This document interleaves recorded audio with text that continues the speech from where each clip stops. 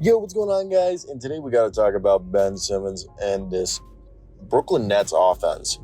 I'm not a Nets or Ben Simmons fan by nature or anything like that, but by proxy, I have become a fan, if that makes sense. Like, he's not someone that I've ever, coming out of the draft, I was definitely intrigued and I rooted for him.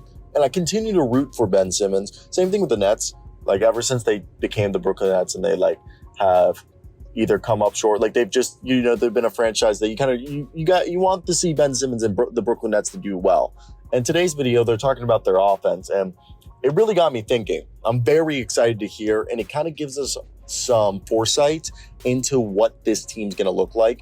And it's definitely going to be a team that gets out and runs in transition, and a lot of driving kicks, three-point shots. Basically, your modern day offense, kill in transition, hit them with threes, keep the ball moving. If the three isn't open, take the high percentage shot, which is inside the paint. Now, let's get right into the details of what this offense entails and what they were basically alluding to in conversation. So, first off, Eric Slater, shout out for this information, but Ben Simmons says what his vision of the Brooklyn Nets offense is: run, gun, get to the rim, get to the free throw line, corner threes. You saw me when I was healthy, playing, moving the ball. That's basketball at the end of the day. You got 5 players who want to move the ball and get the option every time down the floor. By the way, Ben Simmons hit like 10 straight free throws. I mean, every NBA player should be able to do that, but it's worth noting. Now, Jock Vaughn, on the possibility of Cam Johnson seeing expanded opportunities as a ball handler. He says that it's going to be a balance, that they obviously need his elite shooting, and that's something that they're going to be leaning on because they need that.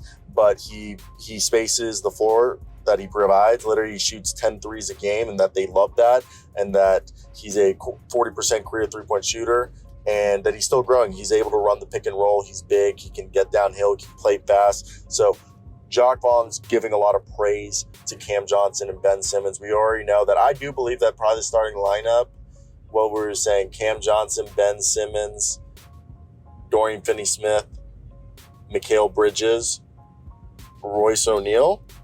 Would we say is that the starting? Would we want that to be the starting lineup?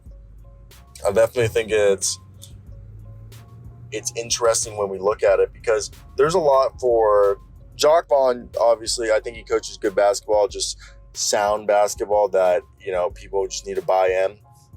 And that's why when I look at this roster, definitely there's the thought of, like, look, they got themselves Ben Simmons, who's a 6'10" point guard. You got Cam Johnson, who's like 6'10" almost sniper. You got like a 6'7", 6'8" guy, and Mikal Bridges. And also, I think Spencer Dinwiddie might start, but I personally think it would be better if Spencer Dinwiddie's the sixth man. He runs the second unit. And it doesn't mean he's going to play 20 minutes a night. No, he'll still play 30, 35 minutes. It's just let's start with Nick Claxton, Cam Johnson, Mikal Bridges, Dorian Finney-Smith, and Ben Simmons. That way we have 3 shooters between Nick Claxton and Ben Simmons. I just think having Spencer Dinwiddie would be having too many cooks in the kitchen in terms of ball handlers with Ben and Spencer, and then having Spencer run the second unit, which would then be Spencer, Dennis Smith, Lonnie Walker, Royce, Deron Sharp,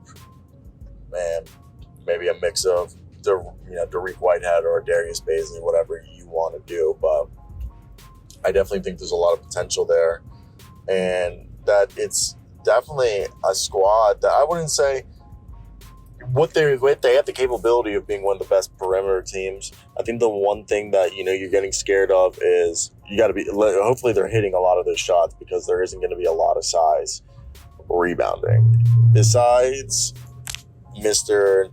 Deron Sharp, Noah Clowney, and Nick Claxton, which you could say are their more traditional bigs. They're looking at their other bigs, being Darius Bazley and Trendon Watford, maybe Harry Giles. So they don't typically, outside of their centers, their power forwards are Cam Johnson, Dorian Finney-Smith, Royce O'Neal, Mikal Bridges, Darius Bazley. Those guys can rebound, but no one's going to be sitting here and be like, okay, this team on paper is going to look good rebounding. So obviously,